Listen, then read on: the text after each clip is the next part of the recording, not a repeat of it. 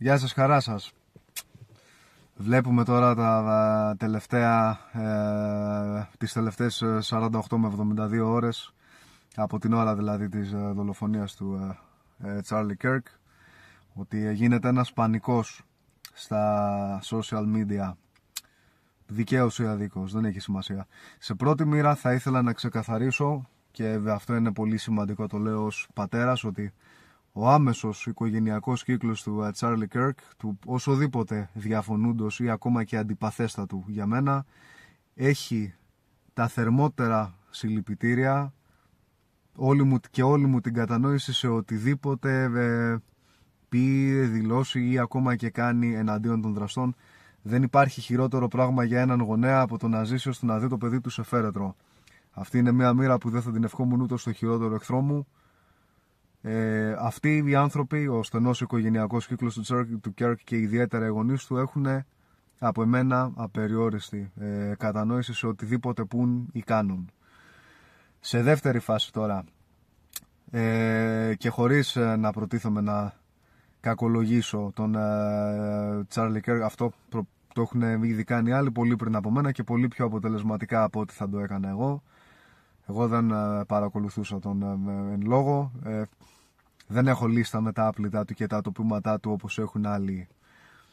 Οπότε ούτε έχει νόημα αλλά να τον θάψω περαιτέρω, αλλά ούτε και θα το έκανα και αποτελεσματικά. Το έχουν ήδη κάνει άλλοι από μένα καλύτερα.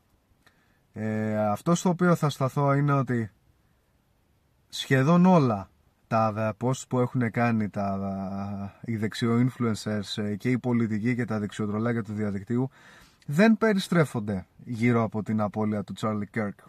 Δεν είναι δηλαδή ότι τους λείπει ο άνθρωπος ή ότι στεναχωρήθηκαν για τον θάνατο του απέναντίας. Τη χρησιμοποιούν μονάχα προσχηματικά για να πετάξουν λάσπη και κόπρανα σε κάθε απόχρωση της αριστεράς.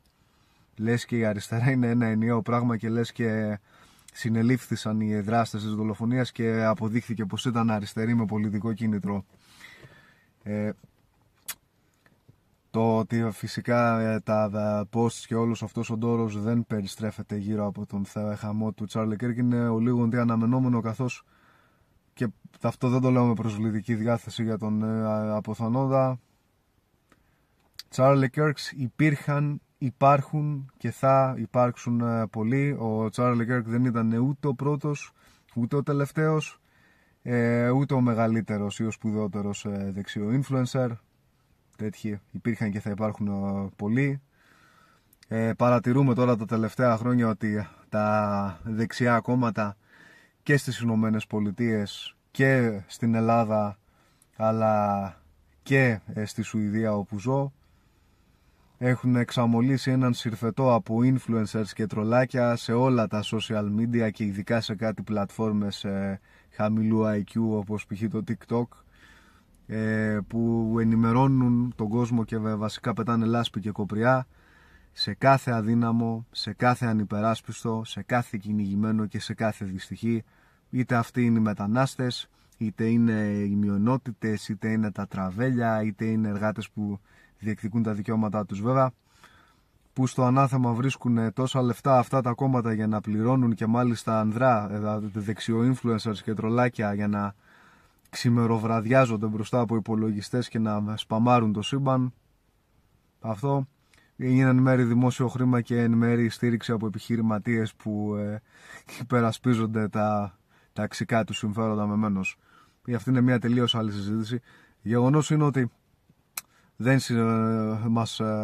δεν έπρεπε να μας προξενεί κάποια εντύπωση το ότι δεν είναι ο Charlie Kirk που σας λείπει, αφού υπάρχουν ένα σωρό τέτοιοι ούτως ή άλλως, παρά απλώς είναι ένα πρόσχημα για να πετάξετε λάσπη και κοπριά στους αριστερούς και να τους παρουσιάσετε ως δολοφόνους, τρομοκράτες και όλα αυτά.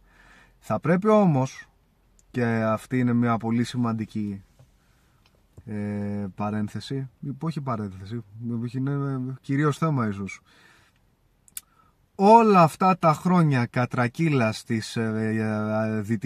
των δυτικών κοινωνιών και ιδιαίτερα της αμερικανικής προς το βούργο της άκρας δεξιάς, δεν έχει υπάρξει ούτε υποψία ένοπλης δράσεις από σκοπιά έστω και της πιο ακραίας αριστεράς. Οι Ηνωμένες Πολιτείες έχουν φτάσει σε ένα σημείο που είναι τόσο δεξιές που θεωρείται ακραία κομμουνιστικό το να ισχυριστείς ότι ένας εργάτης που δουλεύει 8ωρο έπρεπε να έχει αρκετά λεφτά για να μπορεί να πληρώσει το διαμέρισμά του. Αυτό στην Αμερική θεωρείται κομμουνισμός. Ήθελα να ξέρω αν μετά από τόσα χρόνια δεξιάς κατρακύλας και αφότου οι Ηνωμένες Πολιτείες δεν έχουν καν αριστερά, αφού μέχρι και οι liberals είναι στην ουσία δεξιοί με ευαισθησία στο θέμα των γκέι και των έγχρωμων, έχουν δύο διαφωνίες με τους συντηρητικούς. Κάθε νουνεχής έπρεπε να εντυπωσιάζεται από το γεγονός ότι μετά από όλη αυτή τη δεξιά κατρακύλα ξαφνικά προέκυψε στους κακούς τρομοκράτες δολοφόνους αριστερούς να σκοτώσουν τον Τσάρλι Κέρκ, ο οποίος ο Σίριτε δεν ήταν ούτε ο πρώτος ούτε ο σημαντικότερος, ούτε καν με πραγματική εξουσία δεξιό influencer. Δεν έχει κάποια θέση στη Γερουσία ή στο Κογκρέσο ή οπουδήποτε. Από όλους τους πιθανούς στόχους διάλεξαν τον Τσάρλι Κέρκ. Γιατί στο ανάθεμα να το έκαναν αυτό?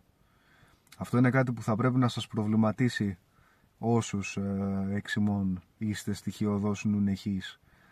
Γιατί αν οι αριστεροί ήταν κακοί, οι δολοφόνοι, οι τρομοκράτες που σκοτώνουν όποιον διαφωνεί μαζί τους, μπορείτε να είστε βέβαιοι ότι δεν θα είχαν δει οι δυτικές κοινωνίες αυτή την κατρακύλα προς το βούρκο της ακροδεξιάς που βλέπουμε σήμερα. Τέλος, θα κλείσω αφήνοντάς σας να αναρωτηθείτε επειδή είδα πολλούς να γράφουν για τις ιδέες που πολεμάνε αυτοί που δολοφόνησαν τον Τσάρλι Κίρκ, όλα αυτά εντωμεταξύ χωρίς να είναι καν ξεκάθαρο ποιος ή ποιοι είναι πίσω από τη δολοφονία, δηλαδή δικάσατε και καταδικάσατε την αριστερά. Θα πρέπει να αναρωτηθείτε ποιες ακριβώς ήταν αυτές οι ιδέες που πρέσβευε αυτός ο άνθρωπος. Ότι οι 12χρονες που πέφτουν θύματα βιασμού πρέπει να μένουν έγκυες και να τα μεγαλώνουν το παιδί.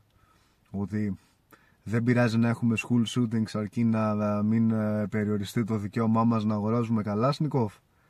Ή ότι για όλα τα δεινά του πλανήτη φταίνε μονάχα οι ανίσχυροι που δεν ελέγχουν τίποτα και ποτέ οι πανίσχυροι που ελέγχουν τα πάντα.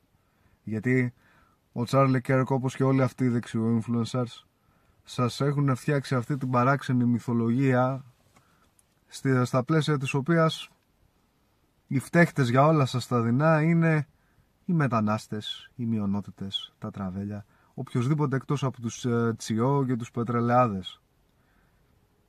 Αυτές είναι οι ιδέες που πρέσβευε ο Τσάρλι Κέρκ. Και αν είναι αυτές όλες και όλες, τι ακριβώς το τόσο πρωτότυπο είχαν ώστε να πάνε να σκοτώσουν αυτόν αντί για οποιονδήποτε από τους 1000 μύριους δεξιού influencers? Αυτό είναι κάτι που θα πρέπει να προβληματίσει όσους εξημών είστε στοιχειοδός νουνεχείς.